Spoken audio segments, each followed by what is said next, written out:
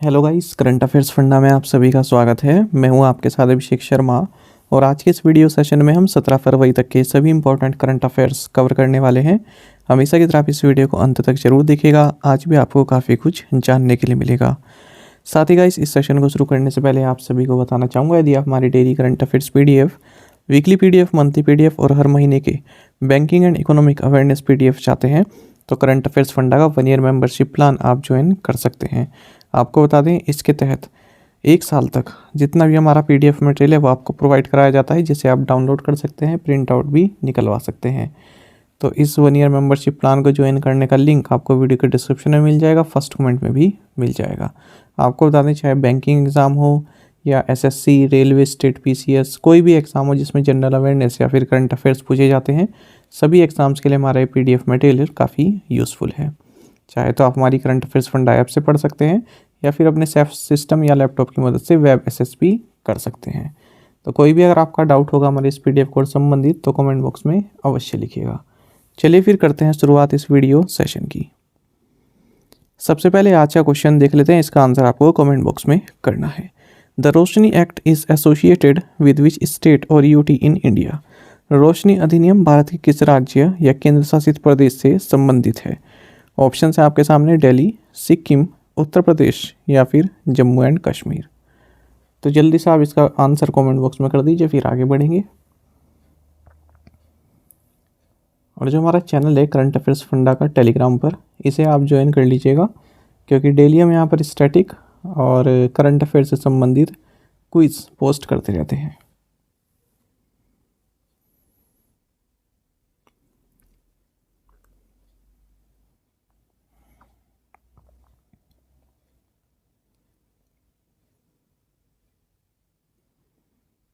Who on February 14 announced the 2024 US presidential bid?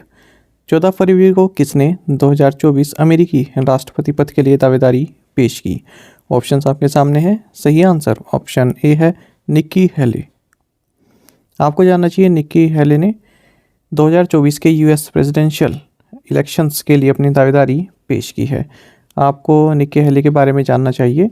ये 2011 से 2017 तक साउथ कैरोलिना की गवर्नर रही हैं, और जब यहाँ के प्रेसिडेंट, यूएस के प्रेसिडेंट डोनाल्ड ट्रंप थे, तो इन्होंने निक्की हेली को यूनाइटेड नेशंस में यूनाइटेड स्टेट्स का एम्बेसडर भी नियुक्त किया था। तो इस पद पर ये 2017 से दिसंबर 2018 तक रही। यहाँ पर आपको 2 महत्वपूर्ण डिफरेंस जानना चाहिए इंडियन प्रेसिडेंट और अमेरिकन प्रेसिडेंट के बारे में। देखिए, अमेरिकन प्रेसिडेंट जो होता है वो 4 साल के लिए नियुक्त होता है और वो केवल एक ही बार री इलेक्ट हो सकता है। लेकिन इंडियन प्रेसिडेंट की अगर हम बात करें तो यहाँ पर 5 साल के लिए चुने जाते हैं और री इलेक्शन कितने भी टाइम के लिए एलिजिबल रहता है। जो प्रेसिडेंट है वो री इलेक्शन के लिए कितने भी टाइम एलिजिबल रहता है। आपको जानना चाहिए, यूएस प्रेसिडेंट यूएस के लेजिस्लेचर का पार्ट नहीं होता है, ना ही लेजिस्लेचर के लिए रिस्पॉन्सिबल होता है, जबकि भारत में जो पार्लियामेंट है उसका इंटीग्रल पार्ट है प्रेसिडेंट, साथ ही Lok Sabha and Rajya Sabha. What is India's first AI chatbot powered by chat GPT? Chat GPT द्वारा संचालित भारत का पहला एआई चैटबॉट का क्या नाम है? ऑप्शंस आपके सामने हैं। सही आंसर ऑप्शन ए है, Lexi.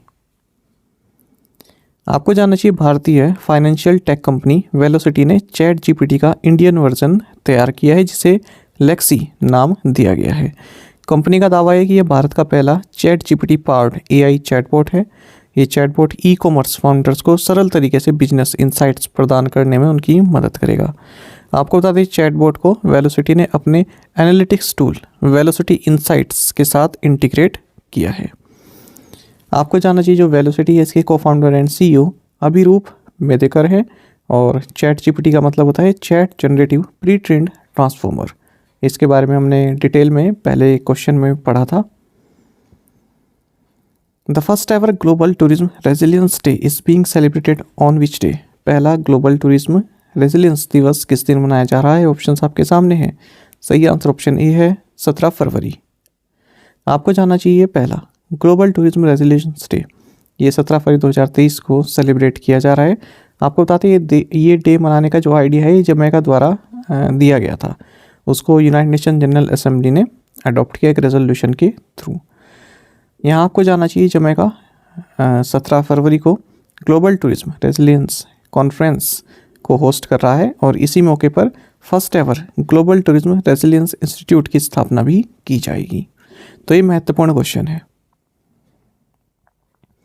Paytm payments bank limited has become the first payments bank to launch UPI lite. When was the UPI lite announced by the Reserve Bank of India. Paytm payments bank limited UPI lite launch करने वाला पहला payments bank बन गया है। भारतीय Reserve Bank द्वारा UPI lite की घोषणा कब की गई थी? ऑप्शंस आपके सामने है। सही आंसर ऑप्शन डी है, सितंबर 2022। देखिए Paytm payments bank limited PPBL इसने अपना यूपीआई लाइट फीचर लाइव कर दिया है।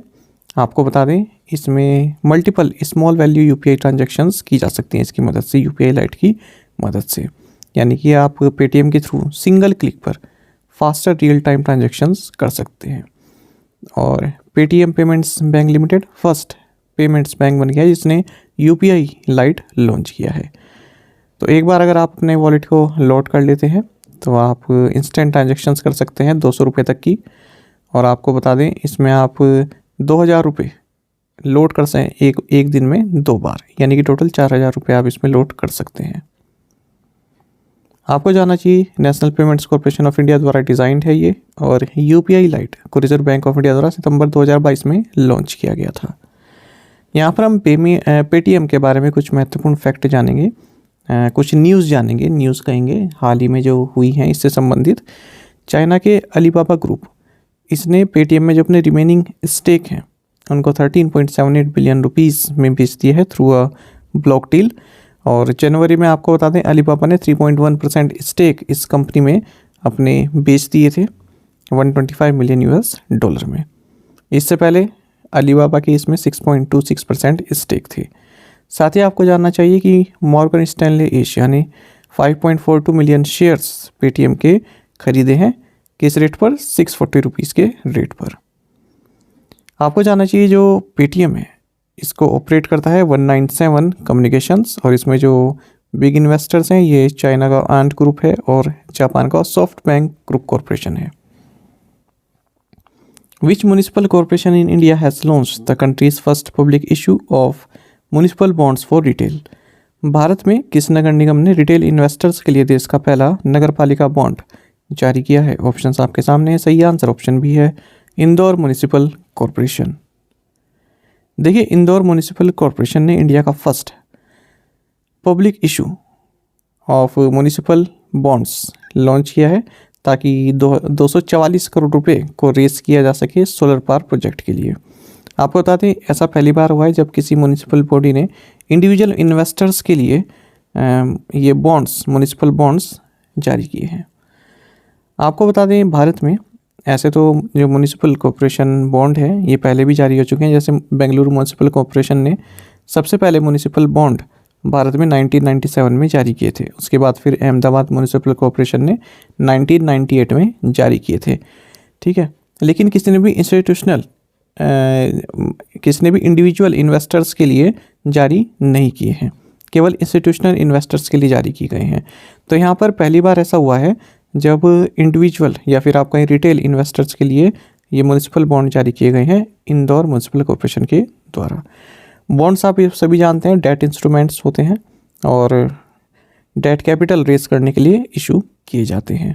आपको बताएं ज़्यादातर बॉन्ड्स एक गारंटेड रिटर्न देते हैं इन्वेस्टमेंट पर, जो कि प्री डिफाइंड कूपन रेट पर अवेलेबल होते हैं। Municipal corporation municipal bonds issue करते हैं फंड रेस करने के लिए अपने फाइनेंशियल नीड्स के लिए, और ये बॉन्ड्स जनरली इंस्टीट्यूशनल इन्वेस्टर्स के लिए इशू किए जाते हैं। लेकिन इंदौर म्युनिसिपल कॉरपोरेशन ने पहली ये म्युनिसिपल कॉरपोरेशन बन गया है जिसने रिटेल इन्वेस्टर्स या इंडिविजुअल इन्वेस्टर्स के लिए ये बॉन्ड इशू किए हैं। आई होप आप ये पूरा मैटर समझ गए होंगे। Which company has received the order for 68 Trent XWB-97 engines from air India? किस कंपनी को एयर इंडिया से 68 ट्रेंट XWB-97 इंजन का ऑर्डर मिला है? ऑप्शंस आपके सामने। सही आंसर ऑप्शन सी है, रोल्स रॉयस। देखिए British engineering company Rolls Royce ने अनाउंस किया है कि इन्हें एयर इंडिया से 68 ट्रेंट XWB-97 इंजन्स का ऑर्डर प्राप्त हुआ है। इससे पहले हमने देखा था कि एयर इंडिया ने एक ऑर्डर दिया है जिसके तहत ये 250 एयरबस पैसेंजर जेट्स को प्रोक्योर करेगी, जिसमें 40 एयरबस A350s हैं और 210 एयरबस A320-321 एयरक्राफ्ट हैं। इसके अलावा एयर इंडिया 220 प्लेन्स बोइंग से भी खरीदेगी। देखिए जो 2 इवेंट हुए हैं, ये जो हमने 2 इवेंट पढ़े हैं, ये काफ़ी महत्वपूर्ण है, एग्ज़ाम में पूछे जाने के काफ़ी चांसेस है। आपको बता दें जो ये A350 एयरक्राफ्ट हैं एयरबस के, ये रोल्स रॉयस XWB इंजन से संचालित होते हैं, इसीलिए एयर इंडिया ने इन्हें ऑर्डर किया है। What is the financial allocation for the vibrant villages programme? Vibrant village programme के लिए वित्तीय आवंटन कितना है? ऑप्शंस आपके सामने है। सही आंसर ऑप्शन सी है, 4800 करोड़ रुपए। देखिए यूनियन कैबिनेट जिसकी अध्यक्षता प्राइम मिनिस्टर नरेंद्र मोदी ने की, इन्होंने एक सेंट्रली स्पॉन्सर्ड स्कीम जिसका नाम वाइब्रेंट विलेजेस प्रोग्राम है, इसको अप्रूव कर दिया है फाइनेंशियल ईयर्स 2022-23 से 2025-26 के लिए। इसके लिए जो फाइनेंशियल एलोकेशन है ये 4800 करोड़ रुपए की है और इन 4800 करोड़ रुपए में से 2500 करोड़ रुपए रोड्स बनाने में जो है लगाए जाएंगे। आपको बता दें इस स्कीम का मकसद है जो हमारे देश का जो नदर्न बॉर्डर है उस पर जो लोग रहते हैं उनको फैसिलिटीज़ प्रोवाइड कराई जाए ताकि वो अपना घर, अपना जो भी कामकाज छोड़कर वहाँ से माइग्रेट ना हो बल्कि वहीं रहें, क्योंकि जब तक हमारे बॉर्डर पर लोग रहेंगे हमारा बॉर्डर भी तो सुरक्षित है ना। तो उनको रोड्स की फैसिलिटी देना, वाटर फैसिलिटी देना, इंटरनेट प्रोवाइड कराना, ये सभी इस वाइब्रेंट विलेज प्रोग्राम के तहत आता है। तो शुरुआत में इसे 4 स्टेट्स, 1 यूनियन टेरिटरी के 19 डिस्ट्रिक्ट और 46 बॉर्डर ब्लॉक्स से शुरुआत की जाएगी। यहाँ पर बेसिक फैसिलिटीज़ प्रोवाइड करेंगे और फर्स्ट फेज़ में 663 विलेजेस की डेवलपमेंट की जाएगी इस प्रोग्राम के तहत। आपको बता दें जो वाइब्रेंट विलेज एक्शन प्लान है इसको क्रिएट किया जाएगा डिस्ट्रिक्ट एडमिनिस्ट्रेशन के द्वारा। किसकी हेल्प से? ग्राम पंचायत की हेल्प से। In February, how many pilgrim centers have been identified by the Union government for the development under the Prasad scheme? केंद्र सरकार ने फरवरी माह में प्रसाद योजना के अंतर्गत विकास के लिए कितने तीर्थ स्थलों की पहचान की है? ऑप्शंस आपके सामने। सही आंसर ऑप्शन सी है, 4। आपको जानना चाहिए यूनियन गवर्नमेंट ने 4 पिलग्रिमेज सेंटर्स को आइडेंटिफाई किया है जिन्हें प्रसाद स्कीम यानी कि pilgrimage rejuvenation and spiritual heritage augmentation drive के तहत डेवलप किया जाएगा। इनके अगर हम नाम देखते हैं तो Chamundeshwari temple Mysore, Shri Madhavan Kunjaragiri Udupi district, Papanash temple Bidar district, Renuka Yellamma temple Belagavi district, ये सभी शामिल हैं। हम्पी और मैसूर ऑलरेडी इस जो है स्वदेश दर्शन स्कीम के तहत सेलेक्ट किए जा चुके हैं।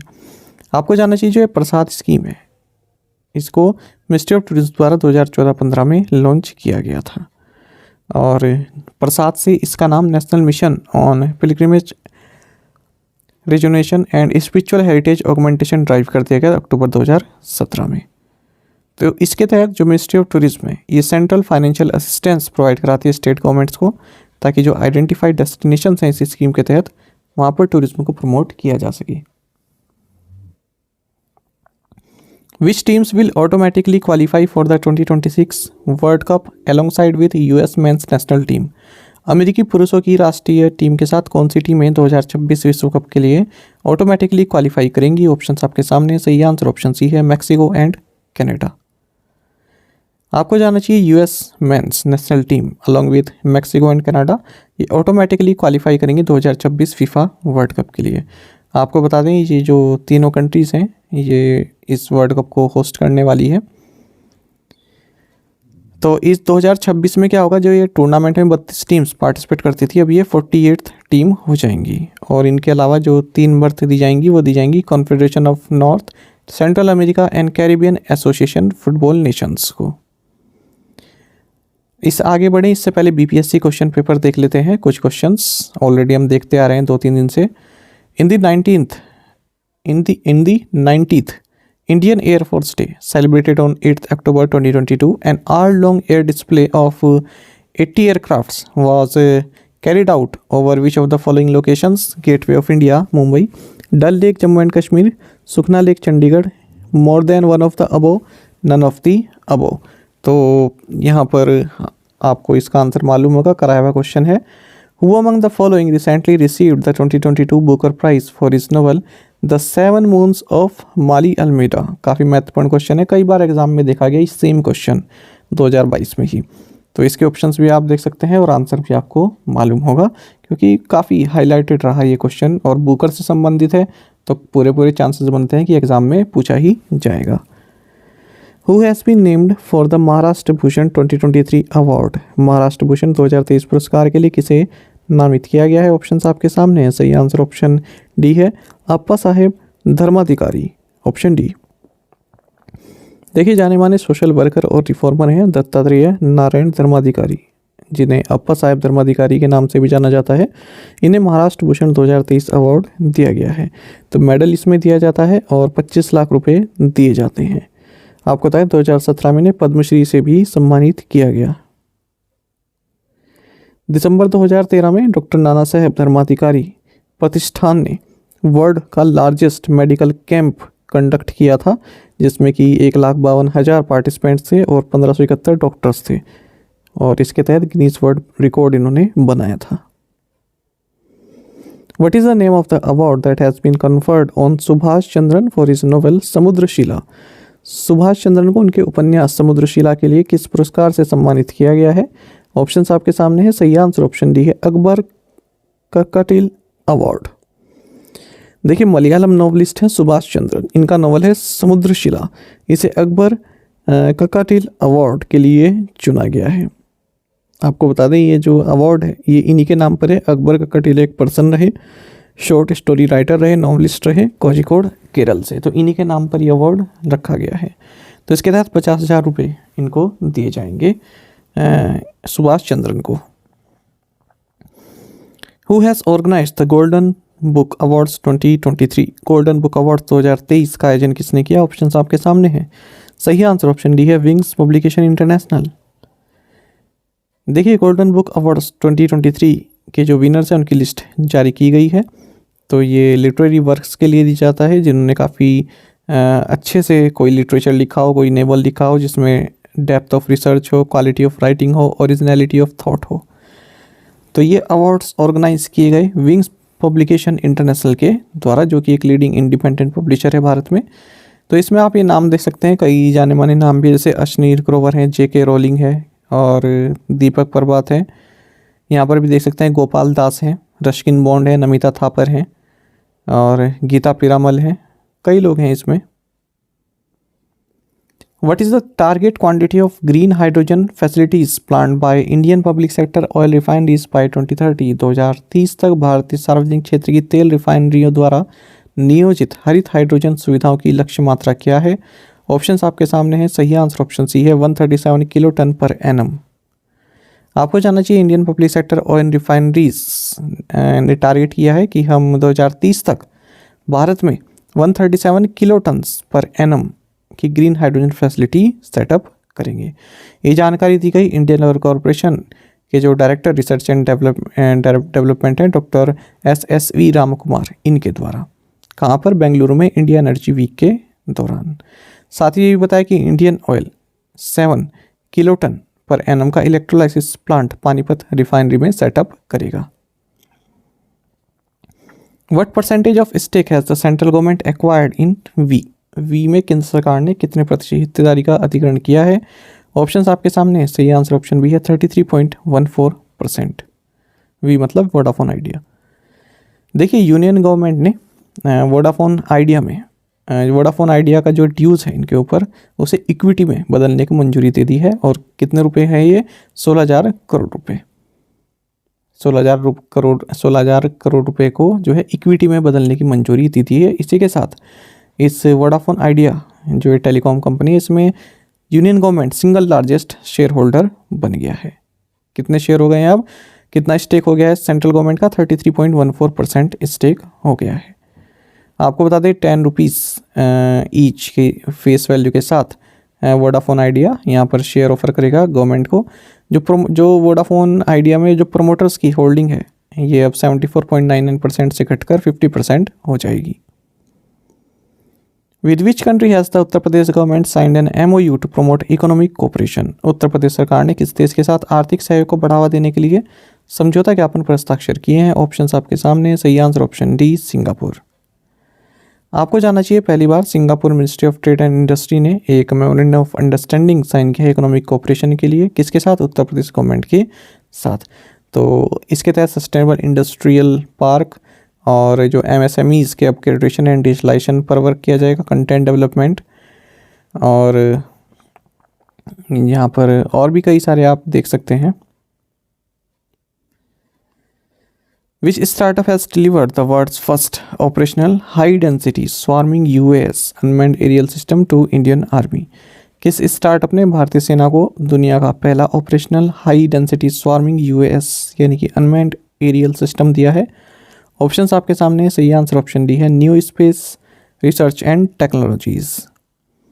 देखिए, न्यू स्पेस रिसर्च जो कि एक बेंगलुरु बेस्ड स्टार्टअप है, इसने स्वार्म ड्रोन्स डिलीवर किए हैं इंडियन आर्मी को। इसी के साथ इंडियन आर्मी जो है फर्स्ट मेजर आर्म फोर्स बन गया है वर्ल्ड में जिसने इस तरह के हाई डेंसिटी स्वार्म ड्रोन्स को ऑपरेशनलाइज किया है।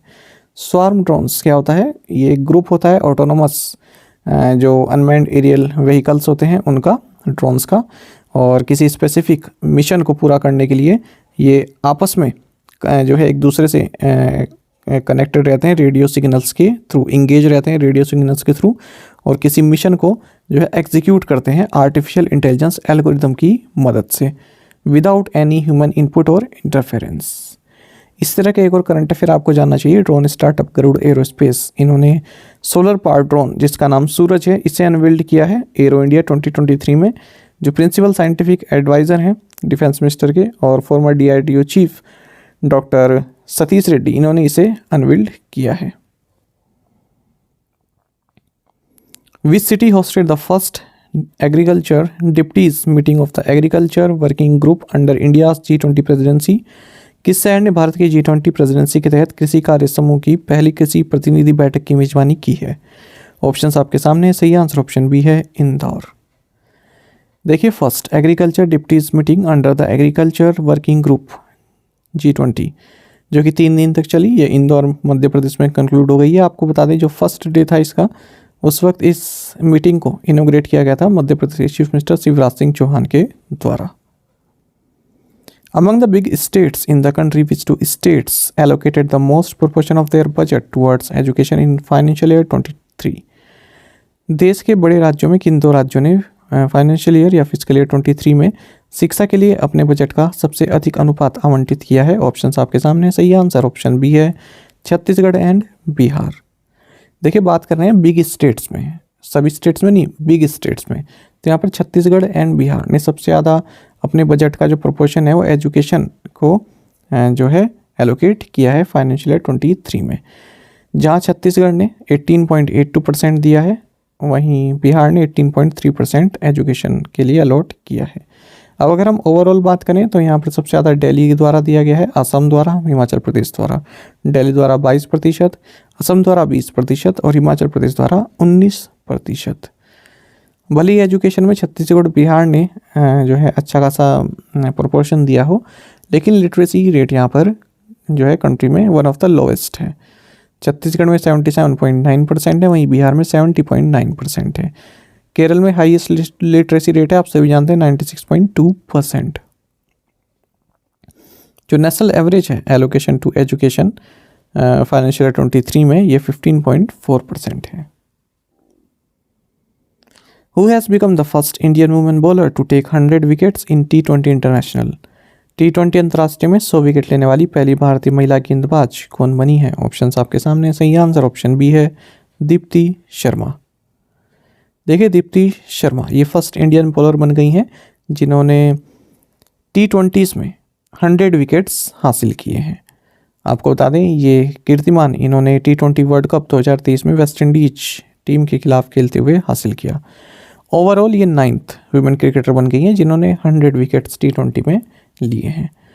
आपको जानना चाहिए दीप्ति शर्मा को हाल ही में जो विमेंस प्रीमियर लीग सीज़न के लिए जो बिडिंग हुई है उसमें यूपी वॉरियर्स द्वारा एक्वायर किया गया है 2.6 करोड़ रुपीज़ में। अच्छा, आपको ये भी जानना चाहिए अब तक कोई भी Indian mail player T20 international में 100 विकेट्स नहीं ले पाया है। हालांकि यजुवेंद्र चहल काफ़ी करीब हैं। प्रीवियस असाइनमेंट क्वेश्चंस के आंसर हम देखेंगे। Which agency released world oil outlook 2045 report OPEC? Who is the chairman of central board of direct taxes? Nitin Gupta. Union sports minister Anurag Singh Thakur inaugurated new sports infrastructure in which city? Sports authority of India's national centre of excellence in Lucknow. The first digital economy working group meeting under India's G20 presidency held in Lucknow, Uttar Pradesh. The Prime Minister Narendra Modi dedicated to the nation the 246-kilometer Delhi-Dosa Lalsot section of the Delhi-Mumbai Expressway. The embassy of each country in New Delhi is seeking a geographical indication tag for Nihonshu. Answer is Japan. और आप में से कई students ने बिल्कुल सही answer दिया है। इसी तरह से आप पार्टिसिपेट करते रहिए। चलिए आज के असाइनमेंट क्वेश्चन हम देखेंगे। Ebrahim Raisi is the president of which country? Boeing is an aircraft company from which country? Helena is a missile being developed by the DRDO. Helena comes under which missile? According to the World Health Organization, what percentage of the global population is disabled? Which automotive manufacturer has signed women cricketers Yastika Bhatia, Renuka Singh, Smriti Mandhana, Shefali Verma and Jemima Rodriguez as its brand ambassador? तो इन पांचों questions के answer आप हमें comment box में जरूर दीजिएगा। यदि आपको एक क्वेश्चन का आंसर आता है तो वो भी आप हमें कमेंट बॉक्स में बता सकते हैं। साथ ही करंट अफेयर्स फंडा को आप टेलीग्राम पर भी ज्वाइन कर सकते हैं। यहाँ पर रेगुलर वीडियो अपडेट्स और करंट क्विज़ हम आप सभी के लिए लाते रहते हैं। साथ ही डिस्कशन ग्रुप में आप किसी भी क्वेश्चन का सोल्यूशन पा सकते हैं। दोस्तों, यहाँ पर हमारे करंट अफेयर्स की प्लेलिस्ट दी गई है, इसको आप जरूर देखें। अपने दोस्तों के साथ, फेलो स्टूडेंट के साथ हमारे करंट अफेयर्स को शेयर जरूर करें। आज का ये सेशन आपको कैसा लगा कमेंट बॉक्स में अवश्य बताइएगा। Thank you guys.